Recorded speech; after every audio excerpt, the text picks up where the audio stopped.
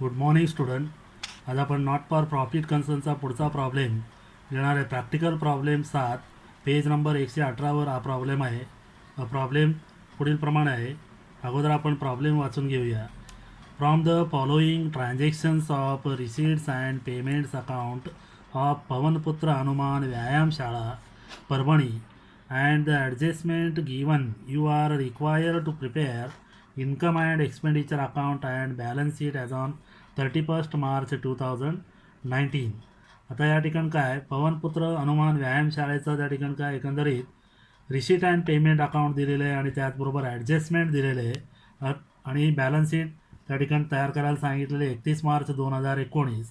त्यानंतर आता receipt and payments account for the year ending 31 March 2019. The receipt side to balance brought down cash in hand 5,000. To subscriptions 2018-19 18,000. 2019-20 410.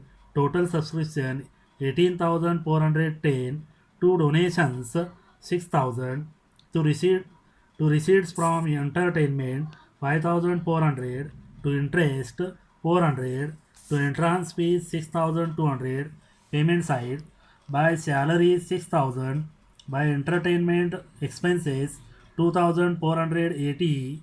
by sundries expenses 1,300. by electricity charges 1,200. by rent 700. by investment 15,000. by printing and stationery 800. by postage 3,200. by fixed deposit 3,900. by balance carried down cash in hand 830. cash at bank 6,000. 6,830. total receipt and payment account 41,410. आणि adjustment दिलेले आहेत. पहिलं adjustment there are 500 members paying an annual subscription of ₹50 each. Outstanding salary was ₹1,200. तिसरं adjustment दिलेलं आहे the assets on 1 April 2018 were as follows. Building ₹50,000. Furniture ₹15,000. चौथा adjustment दिलेलं आहे provide depreciation on building and furniture at 5% and 10% respectively. पाचवा adjustment दिलेलं आहे 50% entrance fees is to be capitalised. सहावा ॲडजस्टमेंट आहे interest on investment at 5% per annum as accrued for 6 month. सातवा adjustment दिलेलं आहे म्हणजे ॲडजस्टमेंटमध्ये दिलेलं आहे कॅपिटल फंड ₹70,000 ऑन 1 एप्रिल 2018. म्हणजे एकंदरीत या प्रॉब्लेममध्ये त्या ठिकाणी रिसीट अँड पेमेंट अकाउंट दिलेले आहे आणि रिसीट अँड पेमेंट अकाउंटचा त्या ठिकाणी काय जसं आपण फायनल अकाउंटमध्ये रिसीट अँड पेमेंटचा जे काय आयटम असतील फायनल अकाउंटमध्ये ट्रायल बॅलन्सचे जे काय आयटम असतील त्याचा एकच इफेक्ट आपण देत असतो फायनल अकाउंट तयार करत असताना. तर तसं रिसीट अँड पेमेंट अकाउंट देखील मधले जे काही आयटम असतील त्या सर्व आयटमचे एकच इफेक्ट द्यायचा आणि ॲडजस्टमेंटमध्ये असलेले त्या ठिकाणी काय 2 इफेक्ट त्या ठिकाणी द्यावा लागतो. परंतु नॉट फॉर प्रॉफिट कन्सर्नमध्ये काही ॲडजस्टमेंट असे असतात की ते मागील वर्षाच्या संबंधित असल्यामुळं त्याचा एकच इफेक्ट होऊ शकतो. ते पुढं आपण प्रॉब्लेम सॉल्व करत असताना आपण पाहणार आहोत. आता या ठिकाणी काय आपल्याला काय तयार करायला सांगितलं आहे इन्कम अँड एक्सपेंडिचर अकाउंट आणि बॅलन्स शीट. आता पहिल्यांदा आता इन्कम अँड एक्सपेंडिचर अकाउंट घेत असताना रिसीट साईडची जे काय त्या ठिकाणी रिसीट साईडला जे काय दिलेलं आहे की ह्या प्रॉब्लेममध्ये लास्ट इयरशी संबंधित जे असतील ते लास्ट इयरशी संबंधित ते आपल्याला घ्यायचं नाही. ते कोणकोणते घ्यायचे नाही ते अगोदर आपण टिकमार्क करूया.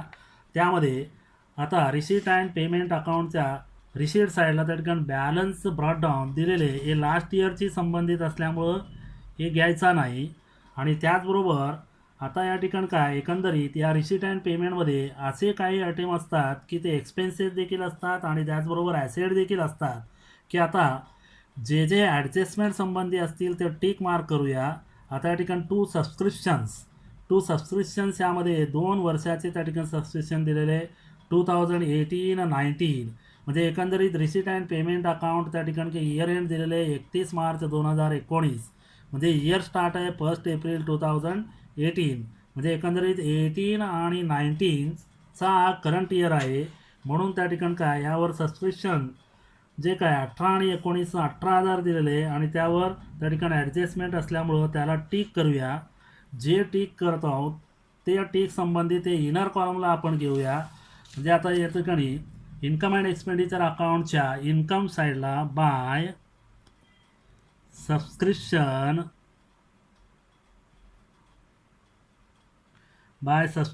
Inner column 18,000 one line space. त्यानंतर त्या ठिकाणी त्या सबस्क्रिप्शनमध्ये 2019 आणि 20 देखील दिलेले आहे, म्हणजे पुढच्या वर्षाचा त्या ठिकाणी दिलेले आहे. पुढच्या वर्षाचं जे काही सबस्क्रिप्शन असेल ते एक प्रकारचा आगाऊ सबस्क्रिप्शन मेंबर्सकडून मिळालेलं असल्यामुळं एकंदरीत ते इन ॲडव्हान्समध्ये मिळाले असल्यामुळं बॅलन्स शीटच्या लॅबिलिटी साईडला घ्यायचा. म्हणजे इन्कम रिसिवड इन ॲडव्हान्समध्ये तो आहे subscription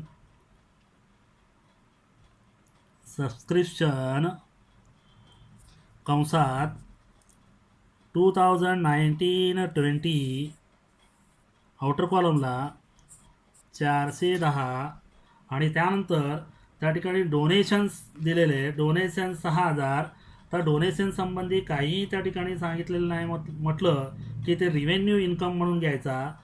income and expenditure अकाउंटच्या credit साईडला म्हणजेच इन्कम साईडला सबस्क्रिप्शनला एक लाईन सोडून बाय डोनेशन 6,000. त्याचबरोबर टू रिसीट्स फ्रॉम एंटरटेनमेंट हे देखील इन्कम आहे bye receipts from entertainment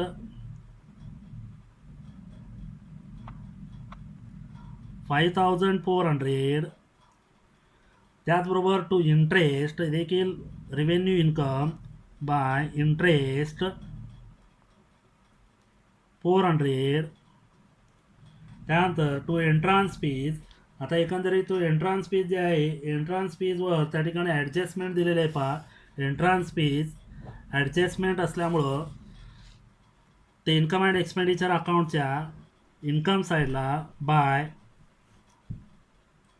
entrance fees inner column 6,200 one line space. त्यानंतर आता एकंदरीत पेमेंट साईडला काय काय दिलेलं आहे पहा. पेमेंट साईडला त्या ठिकाणी सॅलरी दिलेलं आहे. हे सॅलरी देखील त्या ठिकाणी काय एकंदरीत की एक्सपेन्सेस यावर ॲडजस्टमेंट असल्यामुळं टिक करूया. त्याचबरोबर एंटरटेनमेंट एक्सपेन्सेस यावर कुठलाही ॲडजस्टमेंट नाही. सन्ड्री एक्सपेन्सेस देखील ॲडजस्टमेंट नाही. इलेक्ट्रिक चार्जेस देखील त्यावर देखील ॲडजस्टमेंट नाही. त्यानंतर रेंटवर देखील नाही. त्यानंतर इन्व्हेस्टमेंट जे आहे ते इन्व्हेस्टमेंट हा खर्च नाही, तो ॲसेट असल्यामुळं त्या ठिकाणी त्या ॲसेट म्हणून लिहूया. जे आपल्याला त्या ठिकाणी एकंदरीत ॲडजस्टमेंट करत असताना आपल्याला सोपं जाईल. त्यानंतर प्रिंटिंग अँड स्टेशनरी हा देखील एक्सपेन्सेस आहे. पोस्टेज हा देखील एक्सपेन्सेस आहे.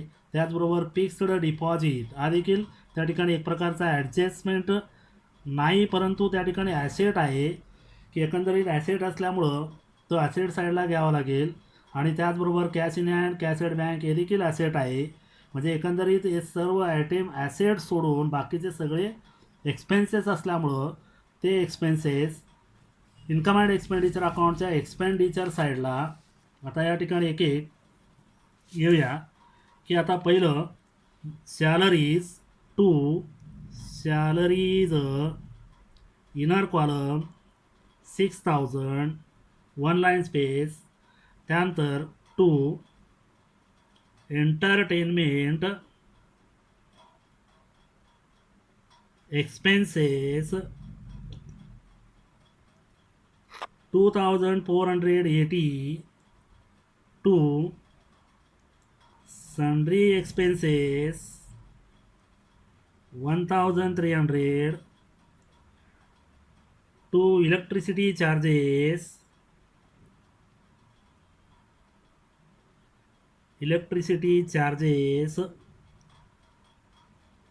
1,200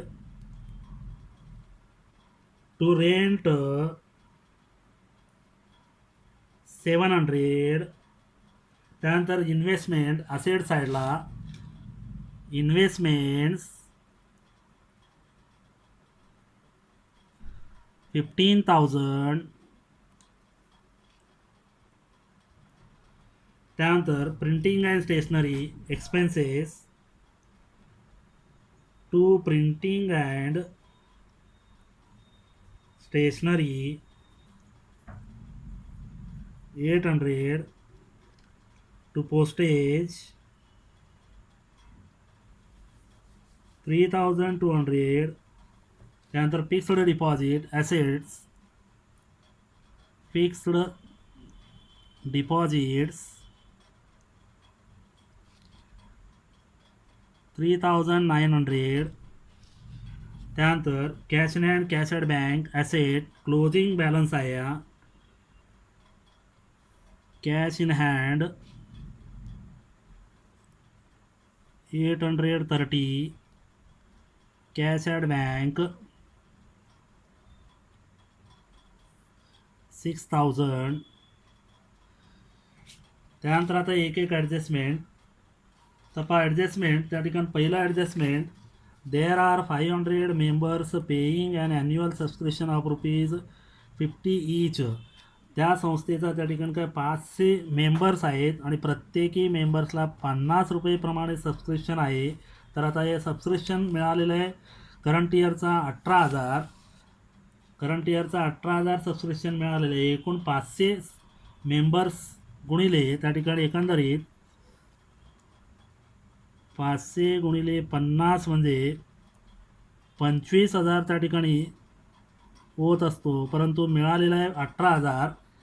एकंदरीत अजून आउटस्टँडिंग 7,000 त्या ठिकाणी मेंबर्स 7,000 सबस्क्रिप्शन येणं आहे मेंबर्सकडून. म्हणजेच करंट इयरमध्ये add outstanding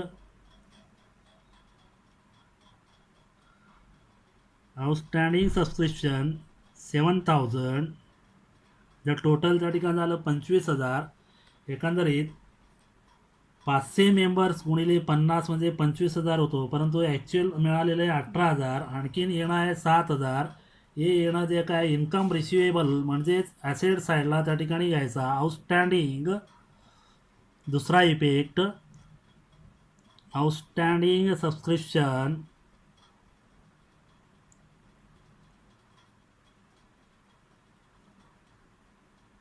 for current year 7,000. त्यानंतर दुसरं ॲडजस्टमेंट आहे outstanding salary was ₹1,200.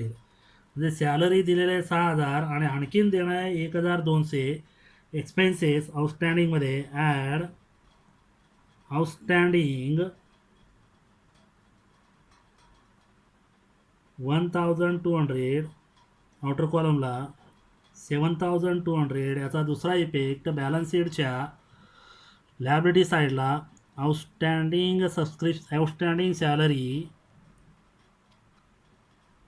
Outstanding salary 1,200. त्यानंतर तिसरा ॲडजस्टमेंट काय दिलेलं आहे पहा the assets on 1 April 2018 were as follows. म्हणजे ते ॲसेट जे आहेत ते ॲसेट्स 1/4/2018चे बॅलन्सेस आहेत. म्हणजे ओपनिंग बॅलन्सेस आहेत. ते ओपनिंग बॅलन्सेसवर त्या ठिकाणी बॅलन्सेस दिलेले आहे आणि त्याचबरोबर देखील ॲडजस्टमेंट दिलेले आहे. चौथं provide depreciation on building and furniture at 5% and 10% रेस्पेक्टिव्हली. म्हणजे सुरुवातीला बॅलन्स दिलेलं आहे आणि त्या बॅलन्सवर बॅलन्स जे काय दिलेलं आहे ते बॅलन्स दिल्यानंतर त्यावर ॲडजस्टमेंट दिलेले 5% आणि 10% डिप्रिसिएशन. ते ॲसेट साईडला घ्यायचा बॅलन्सेस. अगोदर building inner column 50,000 one line space. Furniture 15,000. यावर ॲडजस्टमेंट दिलेले आहे बिल्डिंगवर 5% आणि फर्निचरवर 10% लेस डिप्रिसिएशन ॲट 5%. तर 5% त्या ठिकाणी काय 50,000 5%. 5 25 म्हणजे 2,500 2,500 50,000मधून 2,500 वजा केल्यानंतर 47,500. त्याचबरोबर फर्निचरवर 10% लेस डिप्रिसिएशन ॲट 10%. 10% 15,000च्या 10% 1,500. Outer column 13,500. याचा दुसरा इफेक्ट इन्कम अँड एक्सपेंडिचर अकाउंटच्या एक्सपेंडिचर साईडला to depreciation on building 2,500. On furniture 1,500. Total depreciation 4,000. त्याचबरोबर पुढचा ॲडजस्टमेंट दिलेले 50% एंट्रान्स फीज. 50% entrance fees. पुढचा ॲडजस्टमेंट आहे 50% entrance fees is to be capitalise. जे काही एंट्रान्स फीज आलेलं आहे त्या एंट्रान्स फीज मधून त्या ठिकाणी काय 50% एंट्रन्स फीज जे आहे ते कॅपिटलाइज्ड केलेलं आहे. कॅपिटलाइज्ड केलं म्हणजे त्या ठिकाणी काय 50% कॅपिटल वजा करायचा बाय एंट्रन्स फीज 6,200 लिहिलेलं आहे. त्यामधून लेस 50% कॅपिटलाइज्ड. तर कॅपिटलाइज 6,200 म्हणजे 3,100.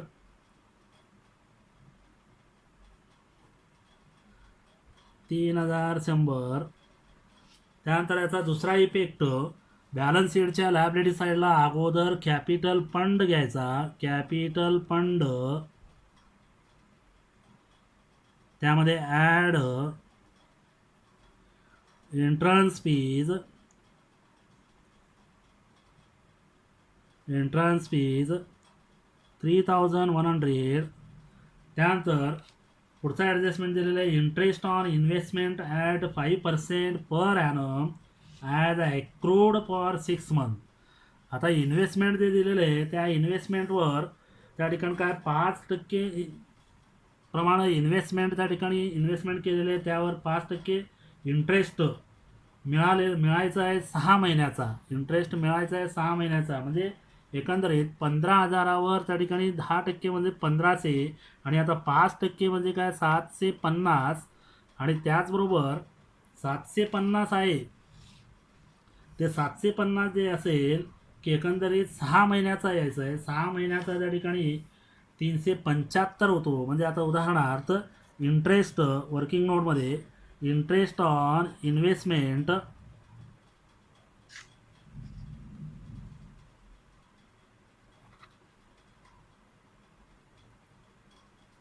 15,000 गुणिले 5% आणि त्याचबरोबर 6 महिन्याचा. एकंदरीत 6 महिन्याचा आपल्याला यायचा आहे म्हणून ॲक्रूड आहे म्हणून सांगितलेलं आहे.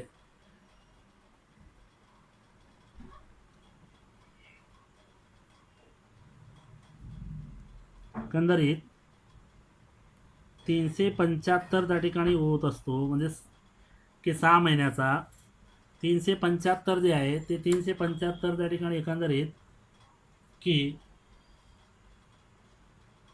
इन्कम यायचा आहे म्हणजेच इन्कम साईडला by accrued interest on investment for 6 month 375. चा तिसरा इफेक्ट बॅलन्स शीटच्या ॲसेट साईडला ॲक्रूड इंटरेस्ट ऑन इन्व्हेस्टमेंट 375. त्यानंतर शेवटचा ॲडजस्टमेंट दिलेलं आहे capital fund ₹70,000 on 1 April 2018. Capital fund 1/4/2018ला कॅपिटल फंड आहे 70,000. त्याचा एकच त्या ठिकाणी इफेक्ट द्यायचा कारण का मागील वर्षाचा तो कॅपिटल फंड असल्यामुळं एकच इफेक्ट त्या ठिकाणी देणं आवश्यक आहे. अशा प्रकारे सगळे ॲडजस्टमेंट आपण की सॉल्व केलेले की आता एक सॉल्व केल्यानंतर की एकंदरीत आता इन्कम अँड एक्सपेंडिचर अकाउंट अगोदर क्लोज करायचा. इन्कम अँड एक्सपेंडिचर अगोदर त्या ठिकाणी क्लोज करत असताना त्याची की एकंदरीत क्रेडिट साईडमध्ये इन्कम साईड त्या ठिकाणी जास्त आहे. यामध्ये एकच आयटम त्या ठिकाणी 25,000 असल्यामुळं तो एकंदरीत क्रेडिट साईडचीच बेरीज त्या ठिकाणी जास्त आहे. की टोटल क्रेडिट साईडची बेरीज की त्या ठिकाणी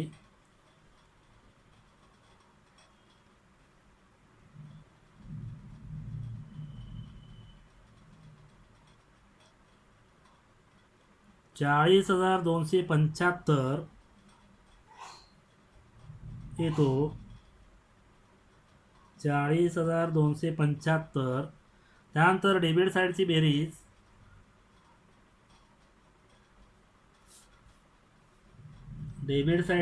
त्या ठिकाणी 20,880 म्हणजे एवढं येतं. 40,275 मधून तर क्रेडिट साईड टोटल 40,275 आणि डेबिट साईड टोटल 20,880 वजा केल्यानंतर बॅलन्स राहतो 19,395. म्हणजे एवढं जे काय आहे ते बॅलन्स क्रेडिट साईड जास्त आहे. म्हणजेच त्या ठिकाणी काय सरप्लस 19,395. सरप्लस म्हणजेच excess of income over expenses. म्हणजे सरप्लस हे सरप्लस त्या ठिकाणी कॅपिटल फंडमध्ये ॲड सरप्लस 19,395 की आता या ठिकाणी काय 70,000 अधिक 3,000 100 म्हणजे 73,100. त्यानंतर अधिक 19,395 एकंदरीत 92,495. तर या ठिकाणी काय ॲसेट्स आणि त्याचबरोबर लायबिलिटीज टोटल